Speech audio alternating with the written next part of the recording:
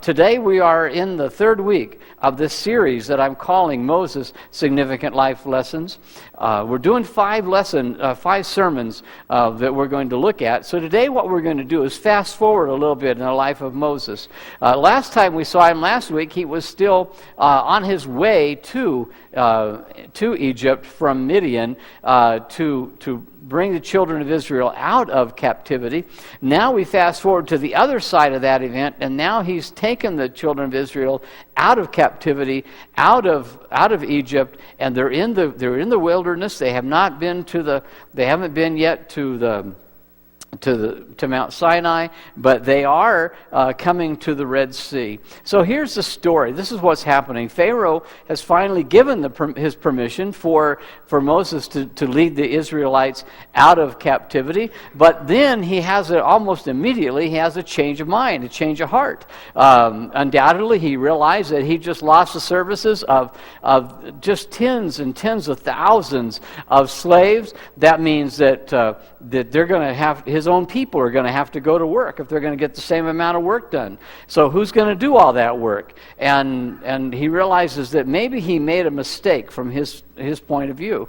And so without that pool of free labor, he's going to have a lot of disgruntled constituents in his country. And so he assembles his army and he sets out after the Israelites. Now the Israelites have come to the banks of the Red Sea out in the wilderness, and they set up camp there. The Bible tells us here in Exodus 14 at a place called Pi-Hahiroth.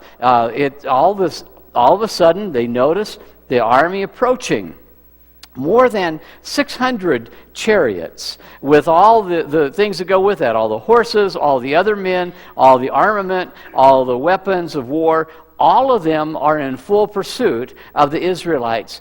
The Israelites begin to realize that they are in an impossible situation.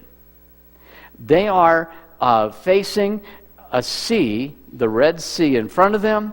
They have an army behind them, and they are not prepared to fight. They haven't been trained as warriors. They've been trained as brick masons and those types of things. Now they're facing this army in front of them or behind them, and they have nowhere to turn. And it appeared that they only had two options. One option was to try to swim the Red Sea, and they would all drown because it was going to be way too large for that to take place. Or they could turn and face the army and face certain death. As far as they could tell, those were their two options rather, and it looked like they had painted themselves into a corner by following Moses, and everything looked absolutely hopeless. But here's the thing that I want you to understand before we get any further into this story. Even though it seemed absolutely hopeless to the Israelites, they were exactly where God wanted them to be.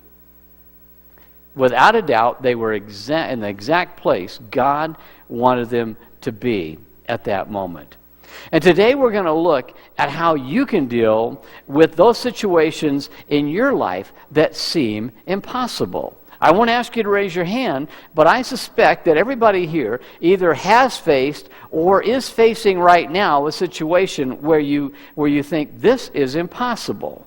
There is no way out. There is no good option here for me or for my family or for our country. Whatever it may be, you're thinking, boy, we are in dire straits, and you're facing a Red Sea. If that's the case, things look hopeless, and you don't know what to do. And so this morning, I want to share with you 5 spiritual principles that will get you to the other side of that Red Sea in your life when you face them, or when you're faced with that impossible situation.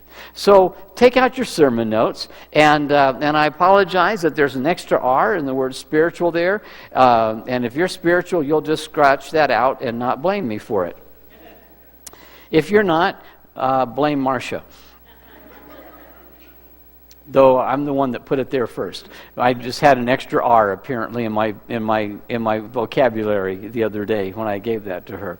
But 5 spiritual principles that we need to see based on this event here in Exodus chapter 14. The first principle that you have to learn is to recognize God's purpose for your problem. You need to recognize God's purpose for whatever your problem is. The events of your life do not happen by accident. They don't happen by happenstance. God is in control of everything. He has a purpose, and He had a purpose in bringing the Israelites here to the banks of the Red Sea. And He has a purpose for the Red Sea that's in your life as well. Whatever that impossible situation is, I want you to know that there is a purpose there.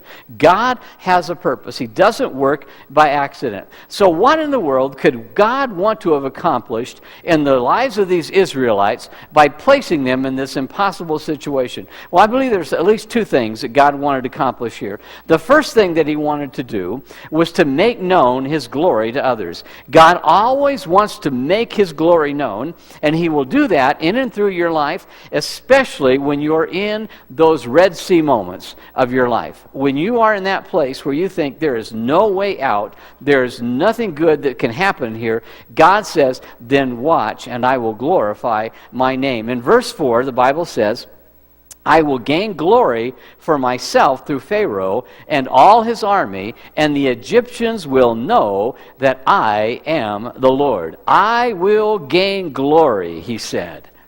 Who's he going to gain glory with? The Egyptians. All of those who had held these Israelites in captivity for 430 years as slaves. He said, they're going to know my glory. They're going to see it. They're going to understand who I am. And the story has an ending. Now, if you don't know how this story ends by chance, I want you to do this. Go ahead and do that. I don't want to give the ending away to you. I'm assuming I don't see anybody doing that we're okay if I tell you the ending. The ending is what? God will divide, He will part the Red Sea, the Israelites will walk through on dry land, and the Egyptian army then will follow, and they will be drowned as God closes the sea back on top of them. Well, that's not the ending I thought it was going to. Well, that's the ending, okay? That's how this thing works out. And God receives glory through that. He says, they're going to see my glory. They're going to know it. And then God has a plan also to teach you to trust Him. Not only does God say, I want people to see what I will work out in your life, but I want you, as on the process of working that in your life, to learn to have more faith, to learn to trust me more. In the most dire times, that's when I really want you to learn how to trust me. And so He's going to grow your faith in the process. If we drop all the way down to verse 31 here in chapter 14, it says, and when the Israelites saw the great power the Lord displayed against the Egyptians, the people feared the Lord and put their trust in Him and in Moses, His servant. And so God's plan was that the Israelites themselves would grow in faith, that they would grow in trust of God. They were going to need to trust God for their future and the things that were going to happen. And so that Red Sea that you're facing serves those purposes. It glorifies God. It lets the world around you see God's glory and who He is. And also it grows your faith. It grows your trust in Him. That's what God desires. Now, if I were to go down the row and just call everybody in each row to come up here and give a testimony of what's going on. Some of you, like Alex, would have a Red Sea moment and say, "There's no good way out of this. I don't want to talk in public." I understand that, but beyond that, we've all either have faced or faced some really tough moments in our lives. Maybe they were a moment at a hospital, maybe an emergency room as a parent. Maybe it was in an ICU unit in a hospital with a loved one, maybe your spouse or maybe your parent in that case. Maybe it was at a mortuary. Maybe it was at work where you just received a pink slip. Maybe it was in a rehab where you were recovering from alcohol or drugs or whatever it might have been, where you said, "Boy, I don't think I can get through this. There's no good outcome here." And God says, "Trust me, there is a purpose behind that. I will receive glory through this, and you will grow in your faith. You will grow in your trust in me if you'll simply stand still and pay attention to what's happening." Secondly, you need to retain God's perspective on the situation. Not only do you need to recognize that He has a purpose for your problems, you need to retain or to gain, if you don't have it, God's perspective on the situation. When the Israelites looked up, saw the Egyptian army approaching in the distance, do you know what their immediate response was? It was panic. I mean, they went into an all-out panic with what's going to happen. And you're thinking, well, duh, of course they did. Why wouldn't you panic? You can't swim across the Red Sea. You can't turn around because the army's there. There's no place to run. This is a panic situation. And so that's a normal human response. But what they failed to do was to get rid of their perspective on what was happening and find out what God's perspective on what was happening was taking place. And they just panicked. The Bible says in verse 11, then they said to Moses, "Was it because there was no grave?" I did that earlier too. "Was it because there were no graves in Egypt that you brought us to the desert to die?" Come on, Moses.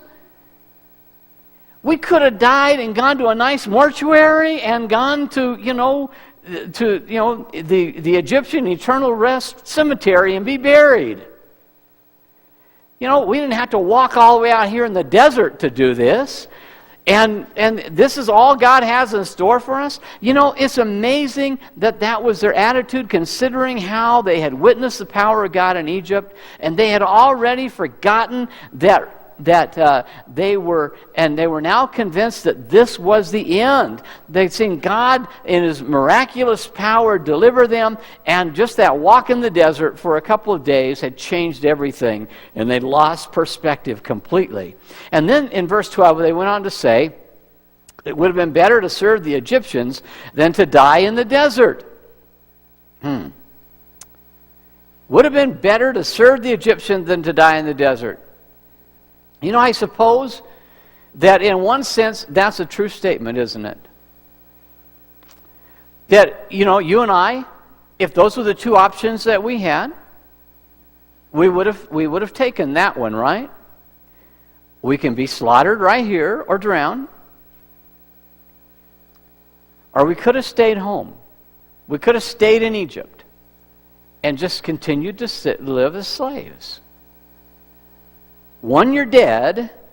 The other, you're a slave. Dead, slave. Dead, slave. All right. Would take slave probably most of the time, right? That would be our perspective. That was their only two options that they could see. Either we're dead or we were slaves. But those were our two options. What they didn't realize was that God has a perspective as well. And God's perspective was that neither one of those were the right answer. God never intended for either one of those two to become a reality. And they weren't going to become a reality, were they? God's intention was that they were going to go into the promised land and repopulate the promised land, and they were going to live there for many, many, many, many generations because they were His people. They were never going to die in the desert, and they were never going to continue to live as slaves in Egypt. But they didn't have that perspective. They had a human perspective. They panicked, and they said, boy, what does it look like? Looks like we're in trouble. We're up a creek without a paddle. We're just going to die here now. And God said, excuse me, can I throw in my perspective on all this for just a moment here? You know, when we face those impossible situations in our lives, when we face that Red Sea and the enemy army, we panic and we turn to our own perspective way too often. And you know how many times our perspective is right and God's is wrong? 0.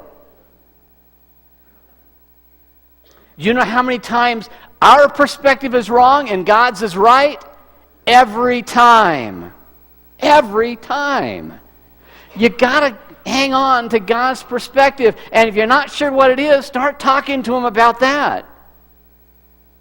I understand the panic. I understand that your heart rate's going to go up, that your blood pressure is going to rise a little bit, and you're going to sweat a little bit, and you're going to say, man, God, I don't like this. I'm not comfortable right now. I don't know what's going to happen. But God, I know that you've got a perspective as well, and I'm willing to go with yours.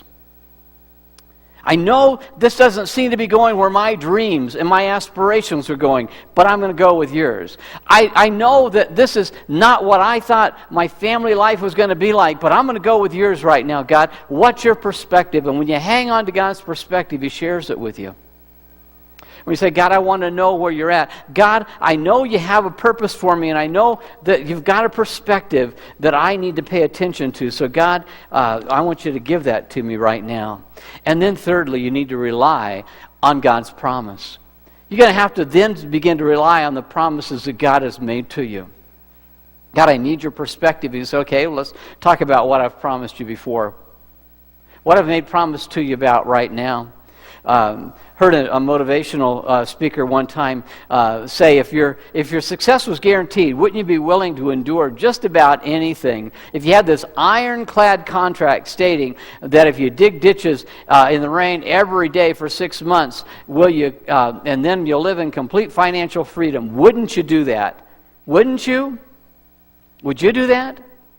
If someone came and they said, here is an ironclad contract, a guarantee, no loops or holes in it, you dig ditches in the rain every day, 6 months, and on the next day you will begin living forever in financial freedom. How many of you would take that deal?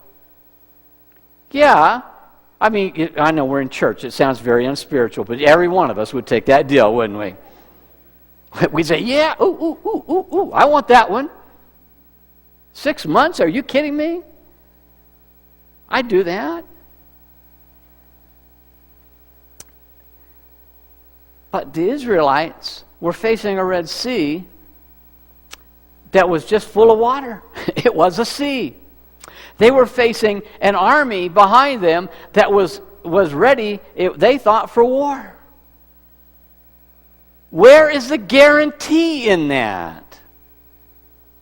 If the waters were parted and God was saying all of this, that might make a little difference, right? Oh, Moses, stop talking. We're going.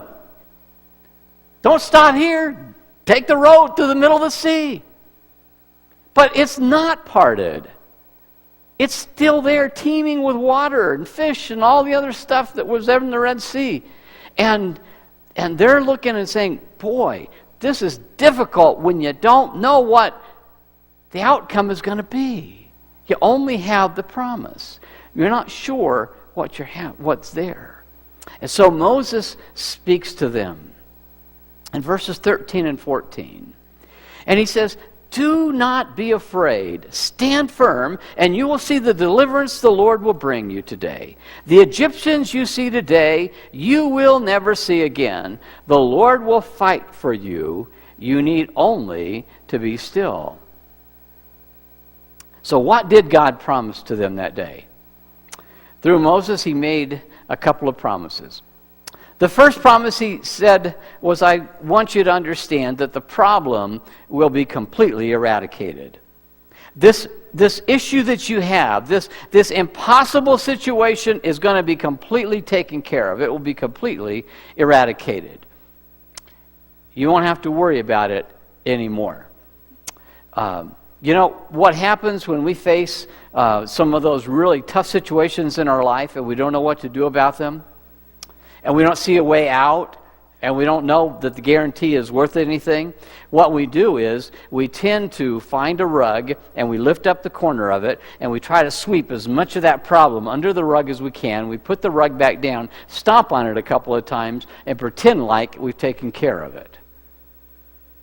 And how often does that climb back out underneath of the rug and come back to bite you again? Pretty much every time, doesn't it? Problems don't stay under rugs.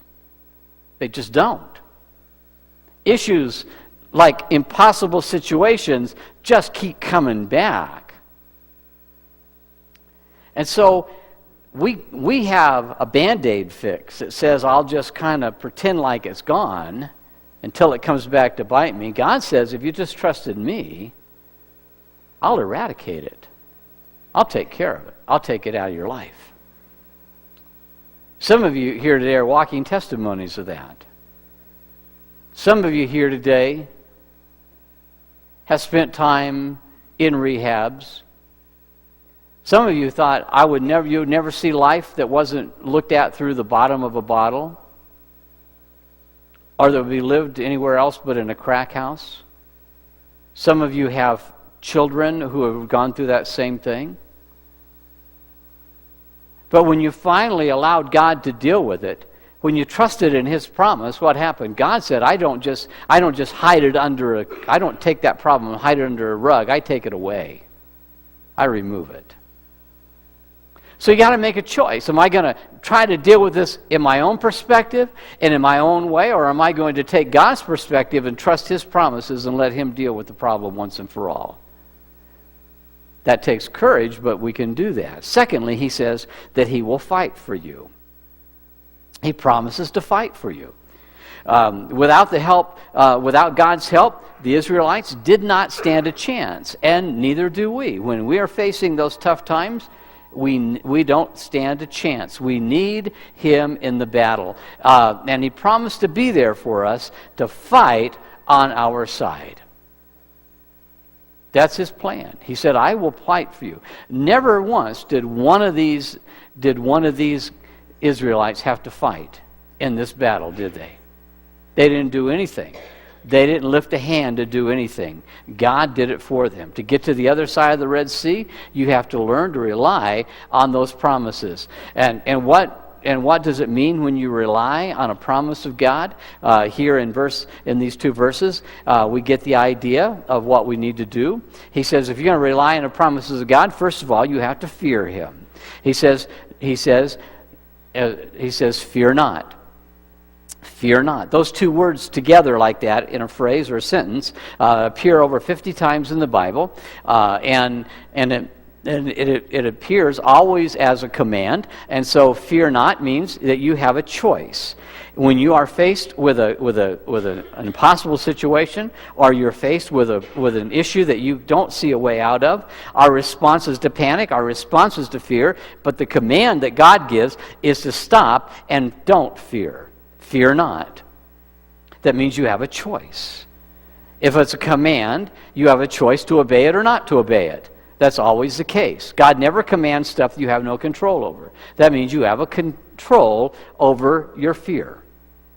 So, now, we don't have any control over the things that would make us fear.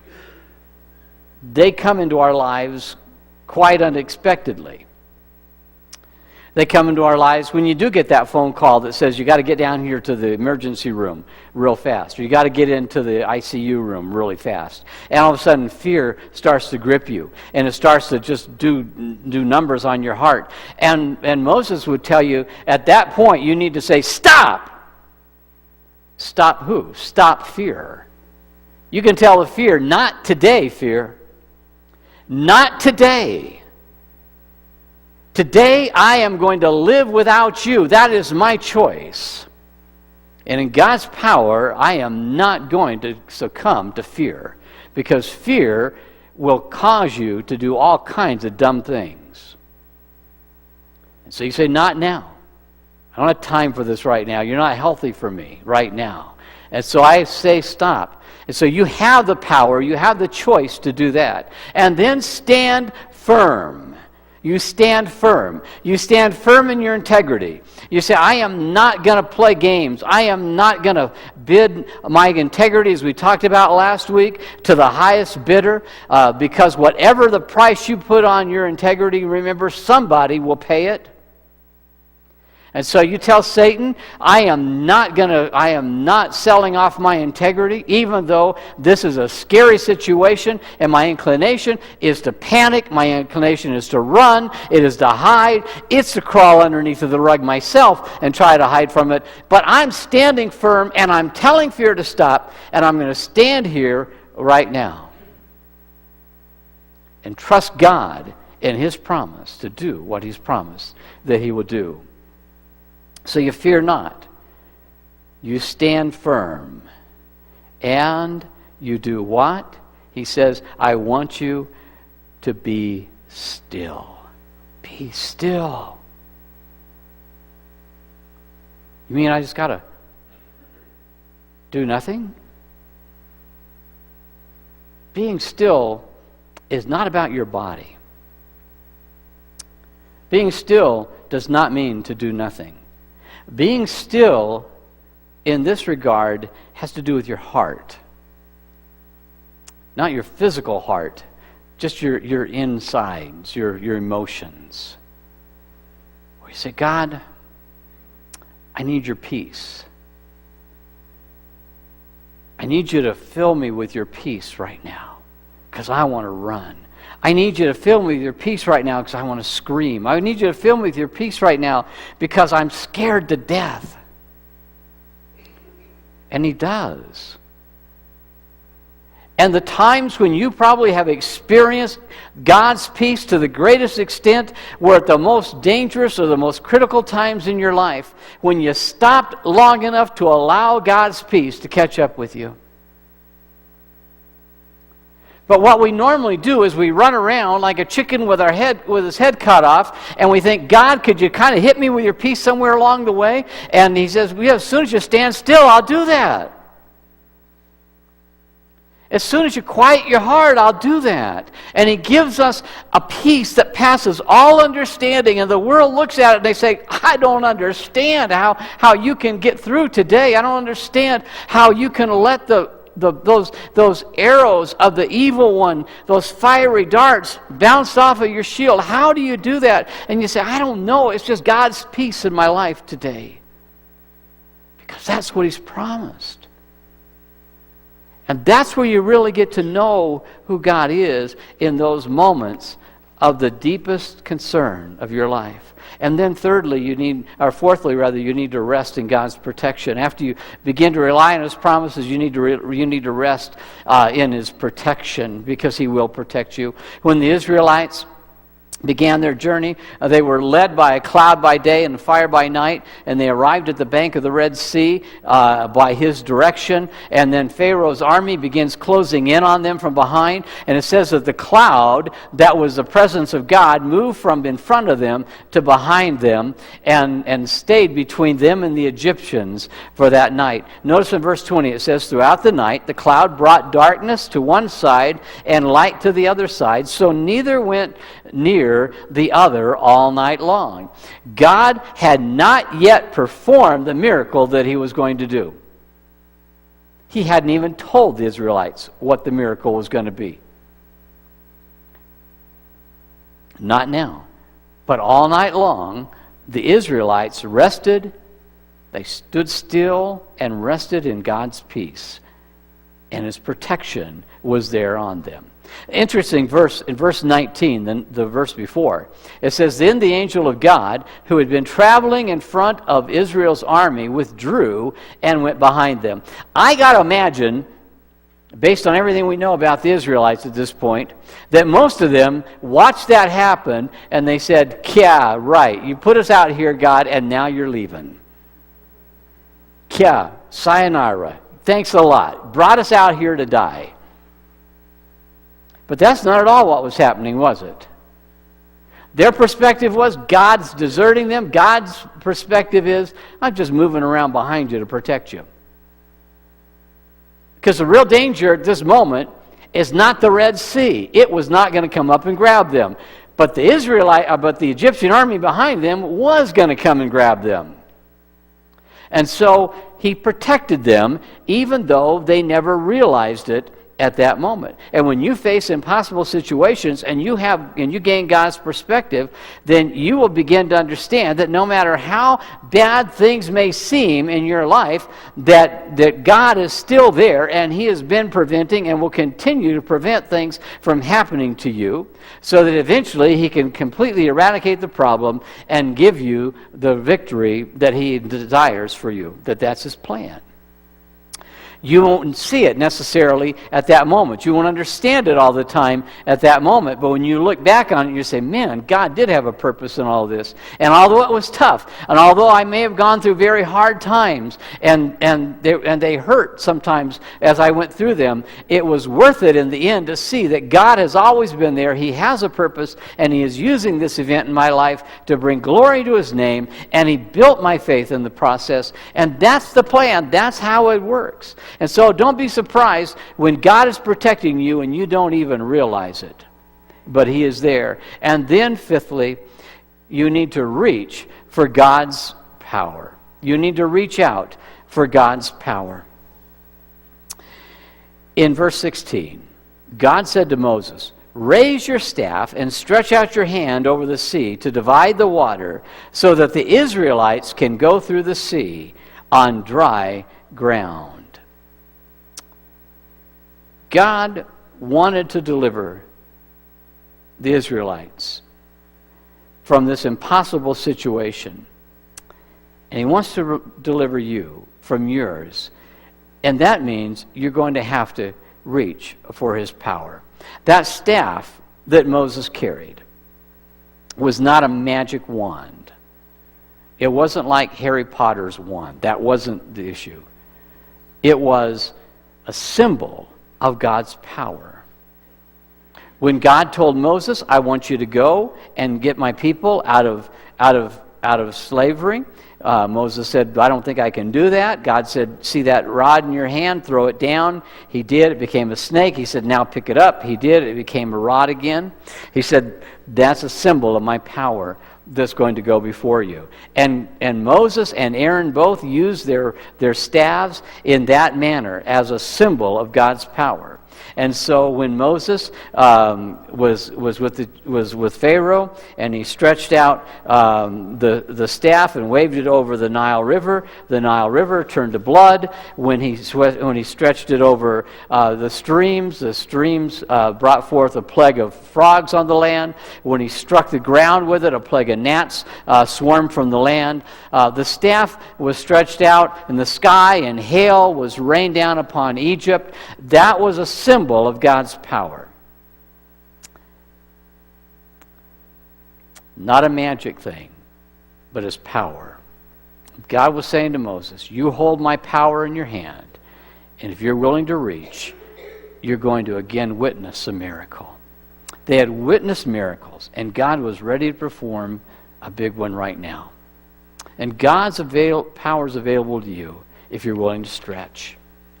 If you're willing to trust Him, to say, "God, I'm not going to run, I'm not going to hide, I'm going to move in faith like I have never done so before. I'm going to trust You, I'm going to trust Your Word in everything that I do, even when I don't see the answer. I'm going to trust that You're there, directing and protecting me, and that You're going to give me Your power."